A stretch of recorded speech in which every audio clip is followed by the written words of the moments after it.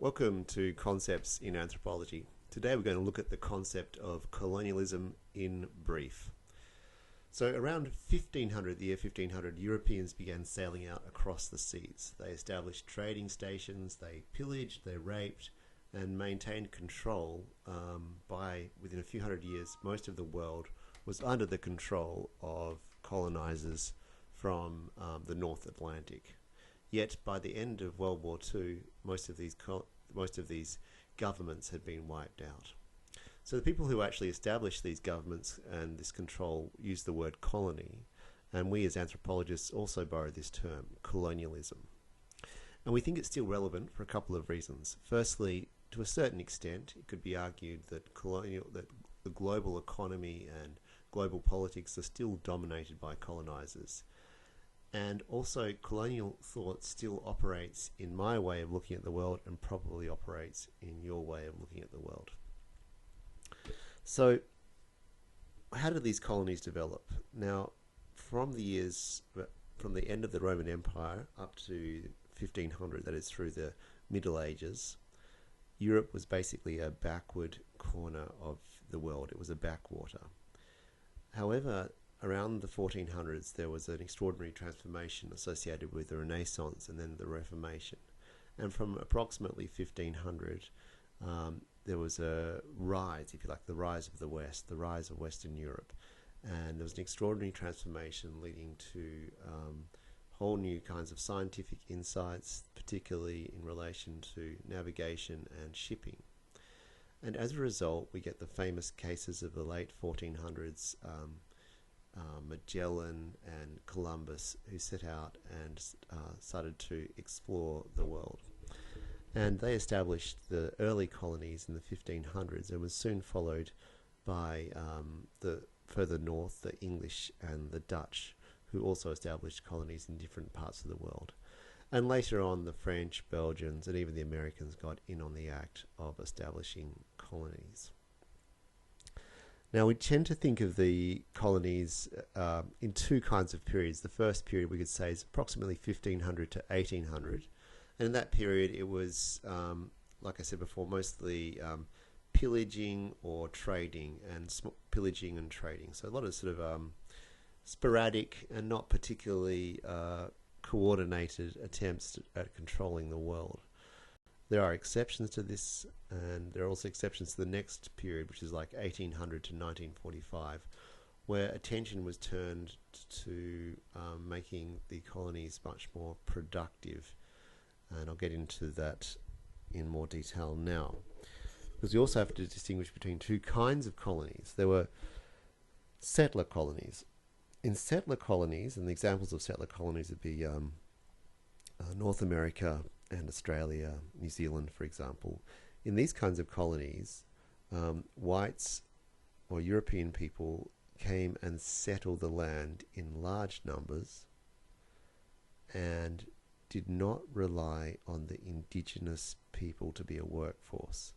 With some exceptions, the First Nations people of America or the Aboriginal people of Australia were not incorporated into the settlers' economy. And the settlers in the Americas, as you know, probably producing tobacco, cotton, those kinds of crops.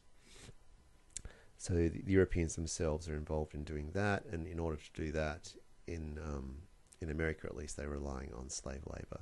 But the point is, they're settling a large areas of land. In another kind of colony, which is more like the case in Indonesia, where I do my field work, and other parts of Southeast Asia, the colonizers didn't go out and settle the land. They stay mostly in urban areas, and they're content to draw on indigenous labor. So they would draw on, in the case of Indonesia, on Indonesian people, in Malaysia on Malaysian people. They also import labor as well, but there's much more reliance on indigenous labor than there was in, for example, the Americas. Now, so you've got two kinds of colony, a sort of settler colony, and if you like, we could call places like Indonesia, we could characterize them as having a dual economy, where indigenous people are producing for example, rice and chickens and cows and whatever for their own needs, but they're also engaged in producing for the international economy by doing things like mining, producing cotton, producing tobacco, opium, those kinds of products that became commodities in the capitalist system from the 1800s on. So that's a sort of general, the general idea with colonies. Two kinds of periods, 1500 to 1800, the early period of trading and pillaging, then 1800 to 1945, where there's much more emphasis on production. And then within the colonies themselves, there are two kinds. There are the sort of settler colonies where white people go out, the Europeans go out and occupy large parts of the land for themselves. And Africa, South Africa's another example of that. And then the dual economy, where the Europeans tend to be limited to urban areas and rely on much more on the indigenous labour. So how are we going to sort of tie up all these different kinds of aspects? We could say that there are four criteria for the colony.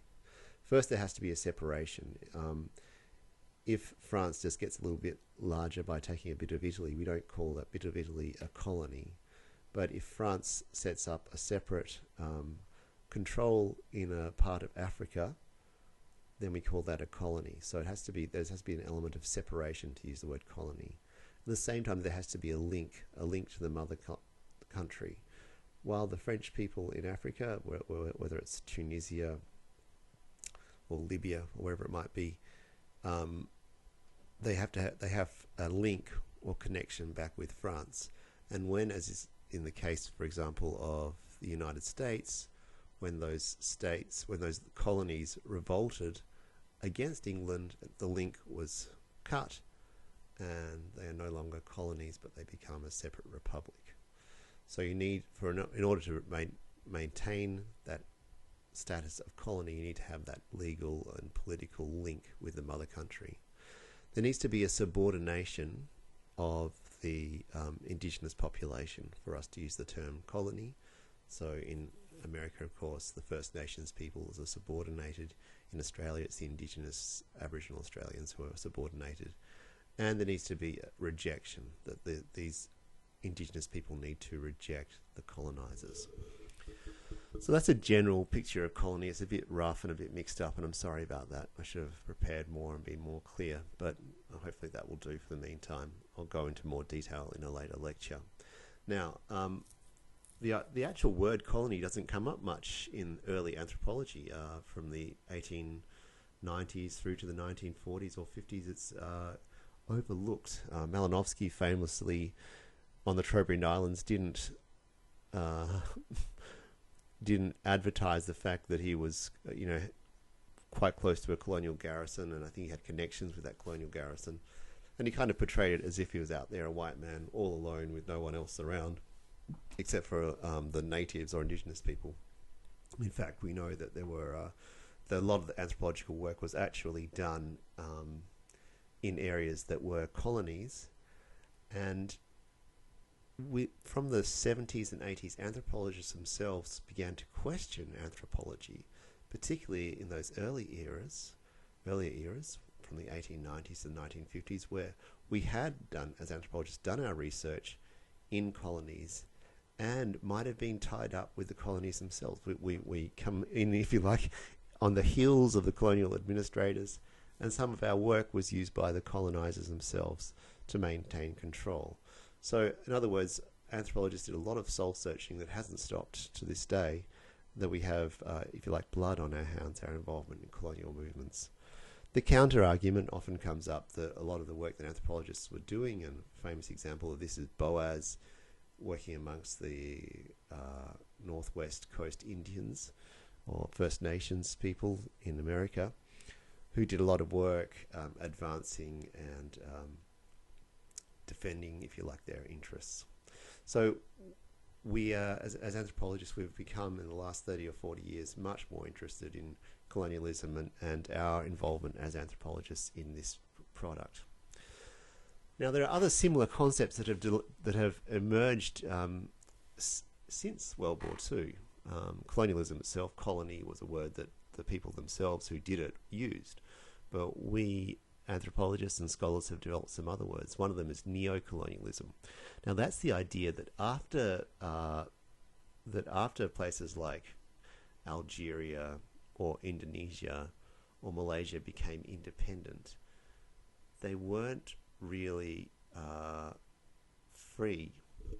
That the cultural and economic structures that had kept the colonizers in control remain. So, for example, in Indonesia, the big companies, the big Dutch companies, remained in Indonesia. The sense that, for example, the people that the Dutch colonizers had supported, the royalty, still maintained a lot of power. So the idea is that even though, and further to the point, a lot of the indigenous people who were educated in Holland, for example, have a Dutch outlook and return to Indonesia and run Indonesia with Dutch interests. So that's the argument of neo-colonialism, that even after independence is superficially achieved, actually deeper economic and cultural structures of colonialism remain intact. So that idea was particularly popular in the 60s and 70s. I don't hear people using the word neo-colonialism much anymore. I'm not sure why. Post-colonialism is another term you might have heard, which is, my undergraduate teacher, Gareth Griffiths at University of Western Australia, wrote a book called The Empire Writes Back, after the Empire Strikes Back movie. And in it he describes how African and Asian people who had formerly been colonized write about their colonial experiences and write back and challenge the colonial structures that had been part of their own subservience, if you like, within a colonial structure. Some other terms that sometimes, or phenomena that come up in relation to colonialism is you get, for example, a lot of Indonesian people migrating to Holland, or a lot of Indian people migrating to England. So a kind of, I don't know what you'd call it, I think people who disparage it and disagree with it call it reverse colonialism, and I'm not one of those people, so I don't know what term to use, and maybe you know, and you can put it in the comments for this lecture. But this sort of reversal where people from formerly colonized nations return to the old mother country. Another phenomenon that sometimes crops up, at least in my area, which is Indonesia, is a lot of a sentimental or a kind of a retro appeal about colonialism. So people talk about in Indonesia the tempo dulu, which means the early days, and they always are referring to the period of Dutch rule, and there's a kind of nostalgia for the old days.